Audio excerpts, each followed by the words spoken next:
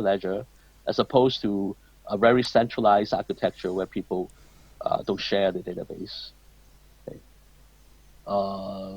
So the difference will be in a centralized ledger, right? So you have someone in the middle, so the administrator, they control everything. Okay, they control the storage, control the administration. Whereas the distributed, you don't have this guy in the middle. You sort of have people, this so-called distributed ledger. So people sort of work together. Okay. Of course, one of the thing about centralized architecture we have alluded before is it's a cause of some of the current problem about data leakage or data attack. Is because if people are stored centrally, okay, then again you will invite people to attack you because you just do one and then you get everything. Well, in a distributed ledger, okay, where you somehow if the in the data, are sort of distributed different, and not every of them are sort of. Now, of course, in terms of Bitcoin, okay, that does all of them will have the even the distributed, everyone will have a copy, okay, that will only solve the problem. Okay, let me say this: there are two problems that shared ledger try to solve. On one thing is that if you have a centralized architecture, if you compromise the administrator, then you can change the data, right? You can delete data. Okay, then you don't have all the data integrity. Whereas in the distributed ledger, because everyone sort of shares the same copy, or at least if they are all in the same transaction. So even if you change one of the copy, one of the node, the other people will know, right? I mean, because other people have the same copy of the ledger.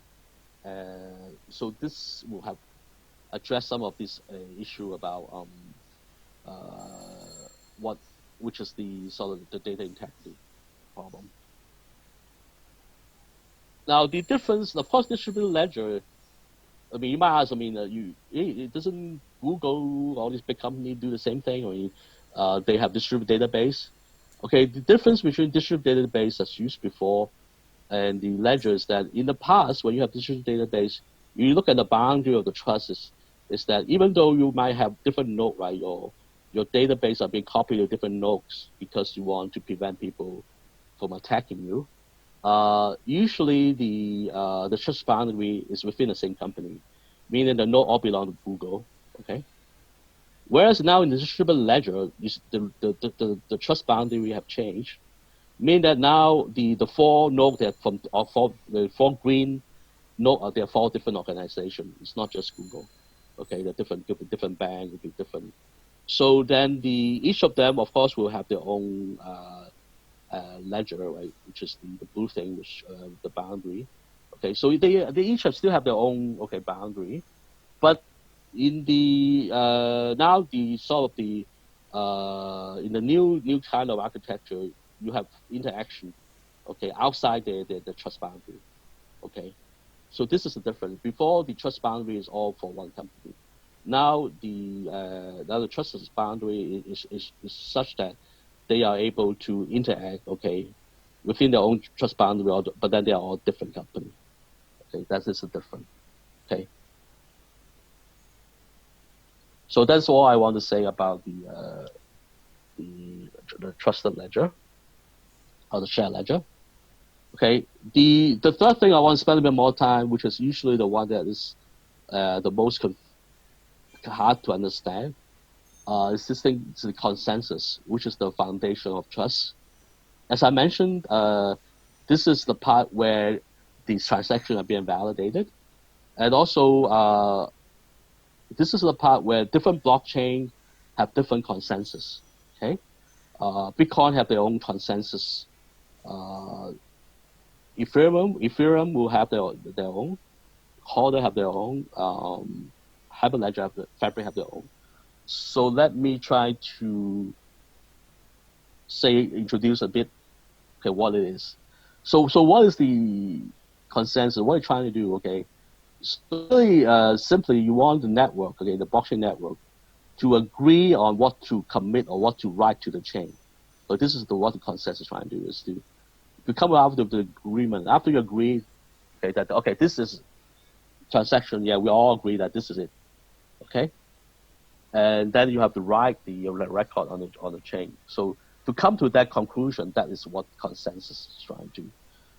That is what the consensus algorithm will do, that to come up to the agreement of what to write to the blockchain. And suppose the thing I write to blockchain are the thing that will be there forever, and those are the thing. Let's say the transaction, those are the things that people have all agreed to.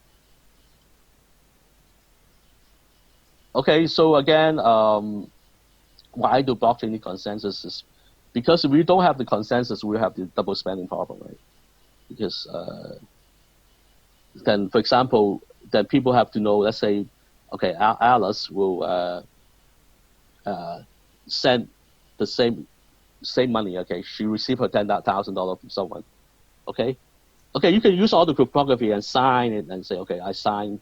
Like for example, Alice transferred this $10,000 to Bob and to Charlie. She can sign it and say it's come from her. Okay, but here's the thing. I mean, which transactions are valid? So the blockchain network has to come to a agreement of which is a transaction from Alice to Bob. That is the one that is going to be put on the chain. Okay, or is it the one? Otherwise, if both of them are put on the chain, that would be double spending. Okay, so to solve double spending means that only one can be put on the chain. Okay, how do that come to that conclusion? And that's where consensus comes in. Just some high level. I mean, for consensus, what do we need to achieve? Basically, there are two things. Okay, one is the fact that consistency, meaning that your consensus will be make sure that you don't let inaccurate transaction through, meaning that you don't let any double spending go through. I mean, if you let anything go through, then your consensus that have problem. It's not a good consensus. You allow inaccurate transaction or invalid transaction to go through. And secondly, you also want what called availability and liveliness, is that because remember we have to come to some conclusion, okay, some decision, right? You want to make sure the system is able to continue, mean that you don't want it to get stuck. You don't want it somehow there's some transaction and people in the network cannot come to any conclusion and get stuck. I mean, also you want to avoid that, okay? So you want to avoid having inaccurate transaction go through. That's consistency. You also want to make sure that thing is available all the time. Okay. So and that is how the design principle. There's some consensus out from that pay more attention to consistency, mean that you would never get any inaccurate transaction go through. Okay. But in the risk of that, you might get stuck for a while. But the also system will put more the design principle that you want to make sure that it will continue. Okay, even though there might be a small probability some of the bad thing might go through. Okay, the first system that that sort of concentrate favor the consistency is what we call the Byzantine fault tolerance. Okay, and this is the kind of consensus that, for example, Calder and Hyperledger will use. Okay, and also.